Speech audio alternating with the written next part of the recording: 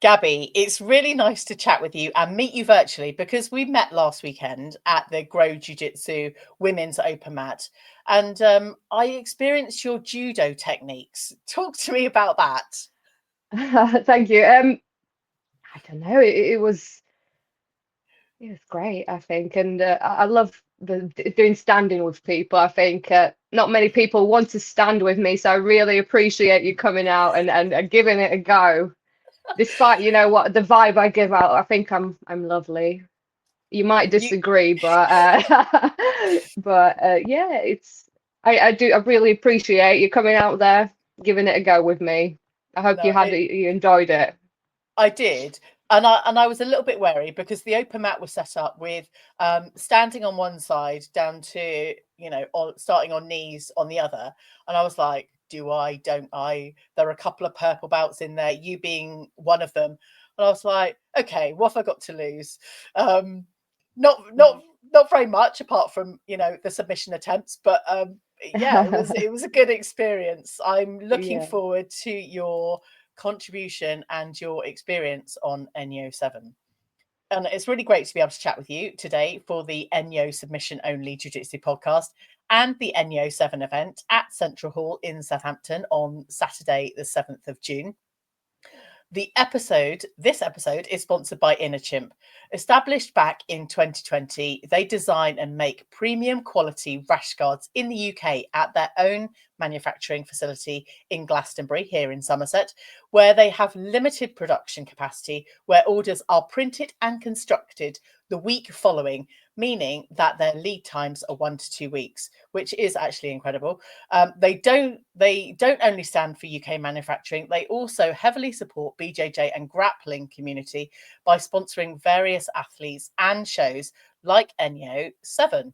Go and check out all the sponsors for ENYO 7 in the show notes. Gabby, so let's talk about your judo experience because it is more long living than your Brazilian Jiu Jitsu experience. So let's start back in your judo days.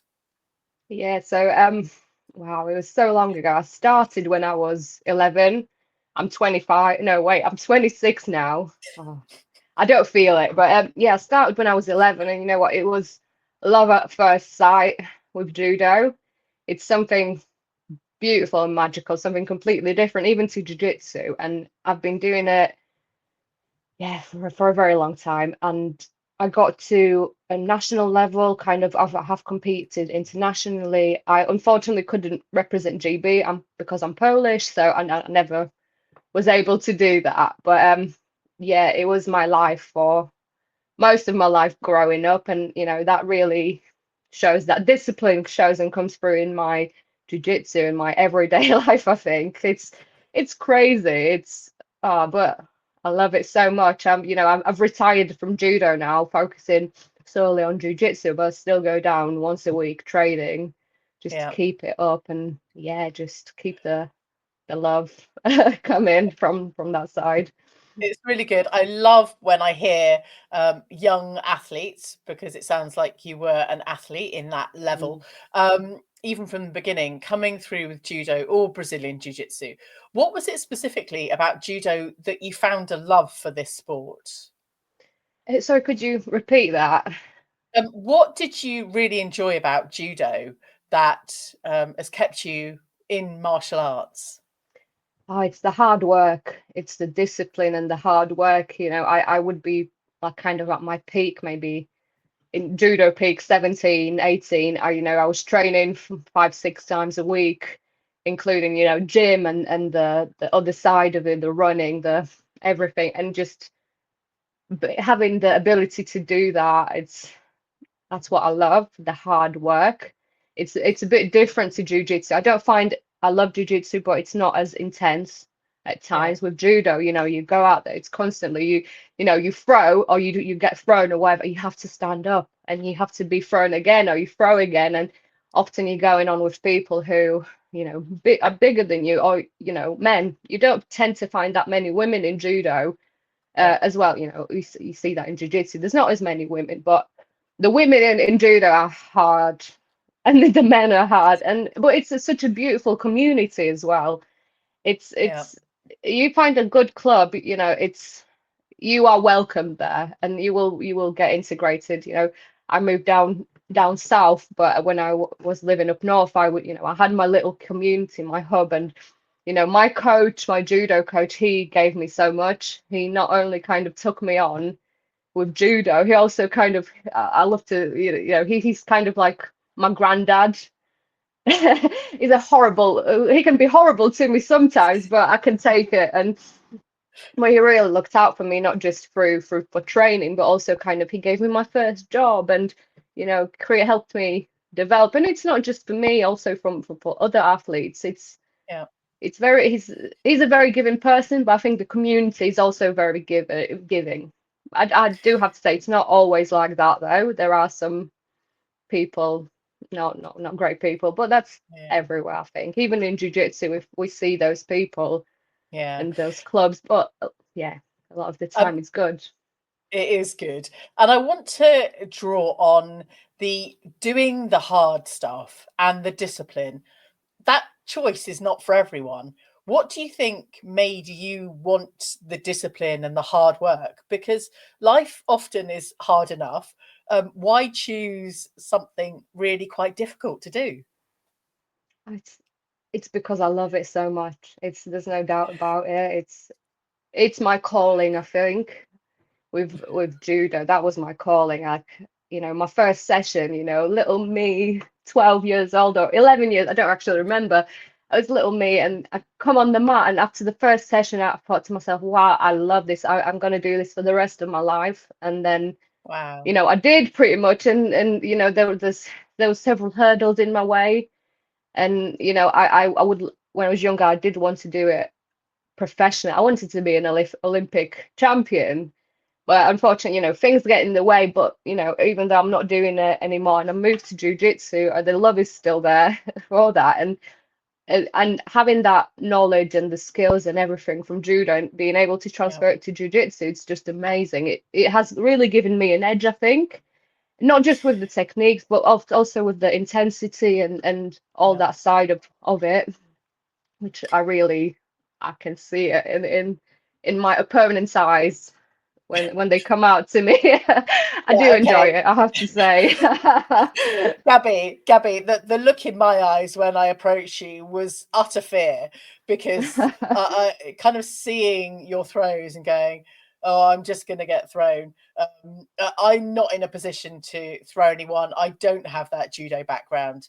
But when you do meet a competitor with that judo experience, you have to really base yourself and just hope and pray that you're not going flying.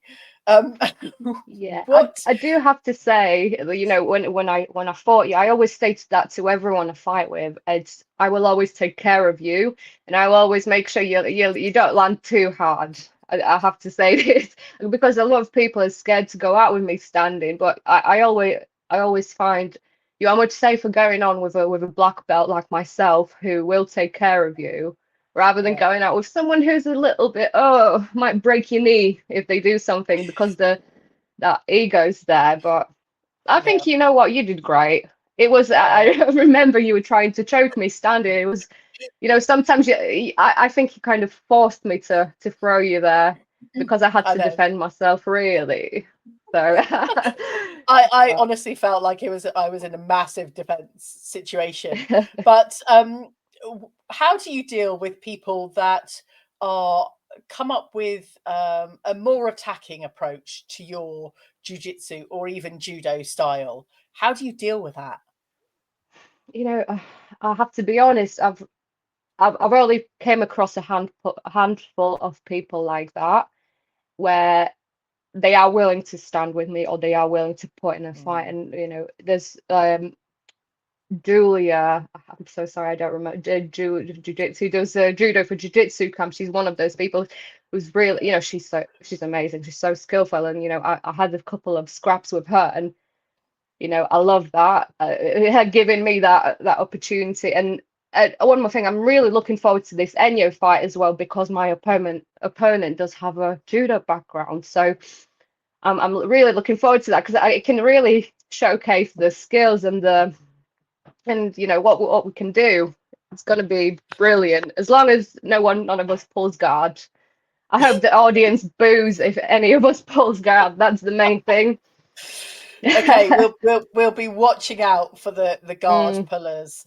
Anyway, Yeah. this is the ENYO submission only jiu-jitsu podcast with me, Lou Hemlett, talking with all of the upcoming ENYO 7 competitors and sponsors. One of the things that would really help this show grow is by you subscribing and on whichever platform you are watching or listening on. If you could do that for me right now, I'd be forever grateful. And as always, go and check out the clips on YouTube and Instagram at ENYO Grappling. Today, I'm having a chat with Gabriela Kuliga. Is that right? Kuliga. Kuliga. Kuliga, that's it. Kuliga. Amazing. So, Gabby, you have just mentioned that you have an opponent that has judo experience.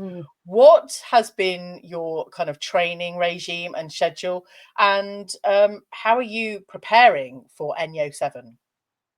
Yeah, so my training, well, pretty much from last year, has been all for gi training, that's what the fight's going to be. It's going to be gi. I didn't know before last year that I was doing this, but it was fortunate because I was prepping for the Euros and that kind of came along, so I continued that. And I was at the moment I'm training 4 or 5 times a week, focusing on gi. I'm traveling, so like Grow Jiu-Jitsu Women's Open mat, that was a brilliant opportunity to spar with different people. I also train at Escapology up in Cambridge once a week. There's a brilliant comp class followed by a essentials class, which everyone can brush up on the basics of it, I think.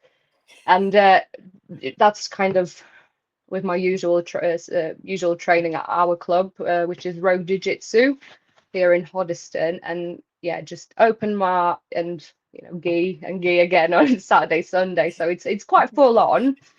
But yeah, I'm really focusing on just the gi in general. Yeah.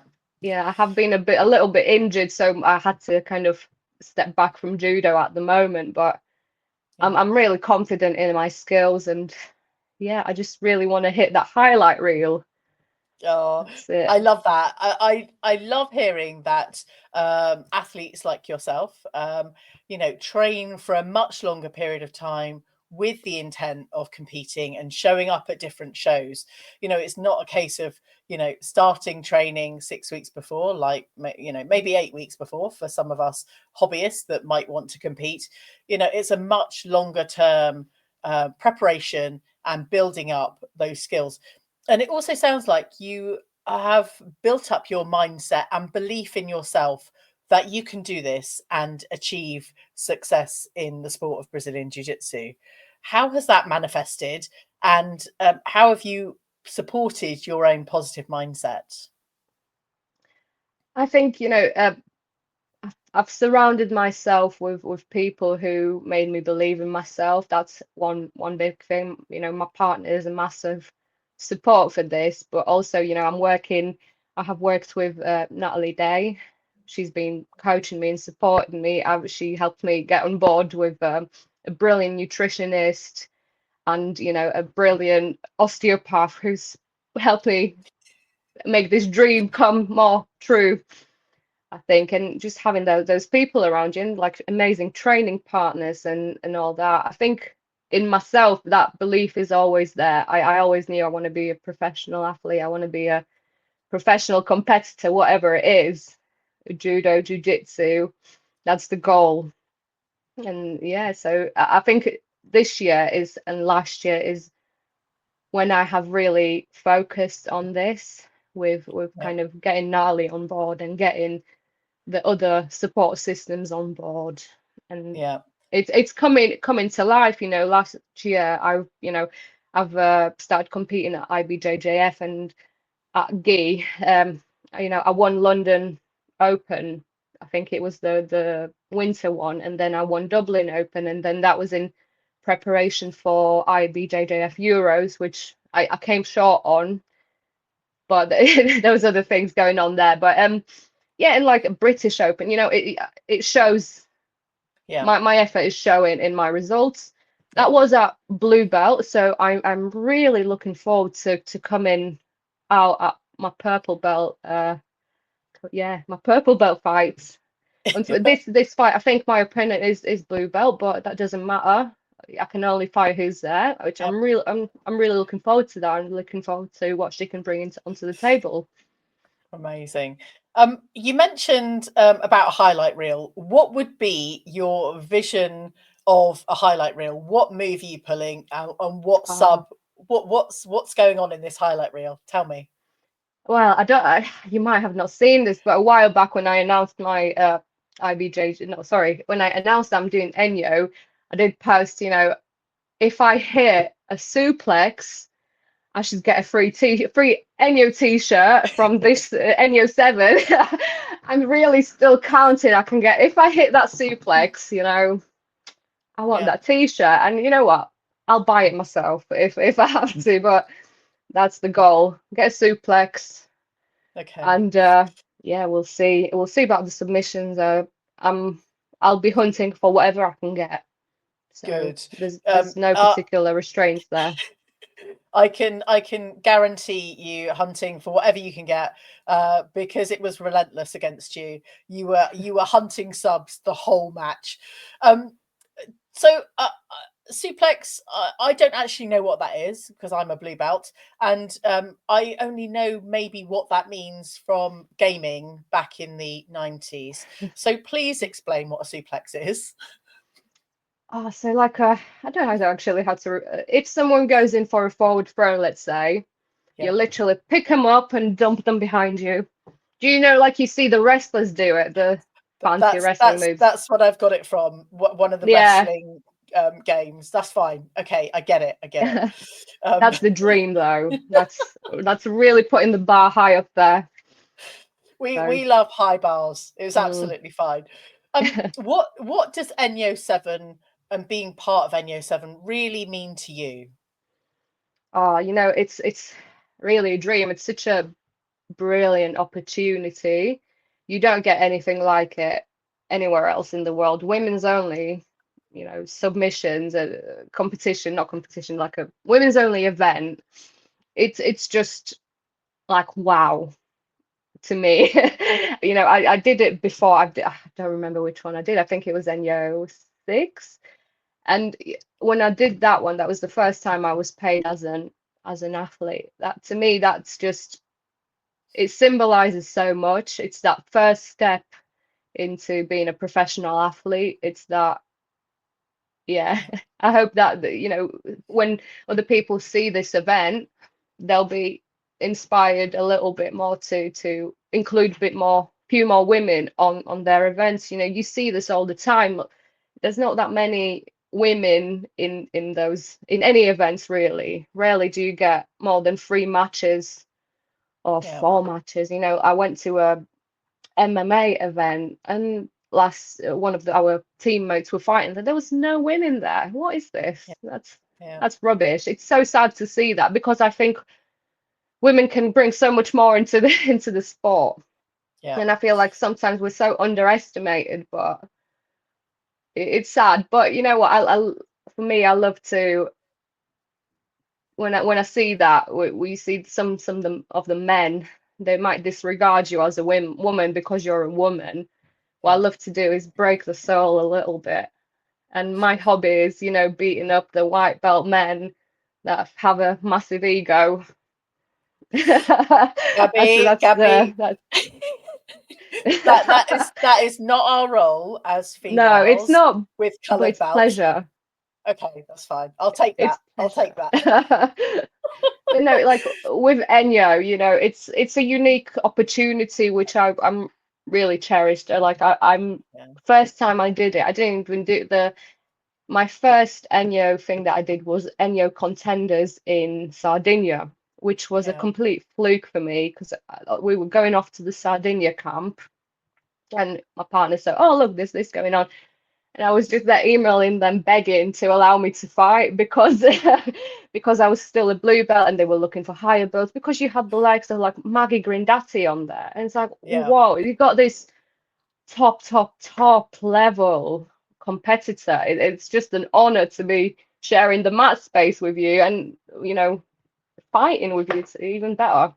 So I'm really grateful for Joe and all the ENYO team to creating this for all of us who are so keen and so serious, and even if we're not, love it. Yeah. No, I think everyone is on board. We are so appreciative of ENYO events and just want to see, the female sport and ENYO grow. Just continuously and just get bigger and better, because we've got the likes of you, Gabby, we've got various other athletes coming through, and even some of the younger ones. So I think it's an incredible opportunity, and we just want to keep growing the women's side of this sport. It's a joint effort, but growing and just seeing more incredible women coming through. Yeah, I mean the lineup for the main event it's brilliant. It's going to be such a good night. And you know what? Based on like the last ENYO show, like the atmosphere is amazing. It just makes you feel really, as a spectator, I'd feel like I want to fight. Do you know If what? I was, I was at ENYO 6, and I did, I really got fired up. I had that passion. So anyone that doesn't have their ticket, that wants to feel fired up about Brazilian Jiu-Jitsu, come and watch. If you've never experienced a show before, go and get your tickets, because it is an absolutely worthwhile event. And to watch Gabby here pulling off a suplex. absolutely. Oh my God. You know what? The pressure's on now. I have to do it. I'm gonna, I mean, Sorry, Gabby. Sorry, but not sorry. that's it. Oh, Amazing. Right. I will see you, if not before, on the 7th of June at Central Hall, ready for ENYO 7. Gabby, I wish you all the luck and all the success. Go and continue doing and building the great mindset and the great techniques that you already have.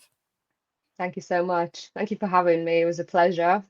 You are welcome. I hope you enjoyed this episode.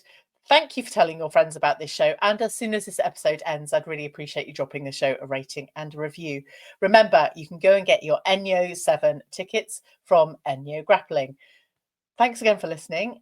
Catch you on the next episode of the ENYO Submission Only Jiu-Jitsu podcast.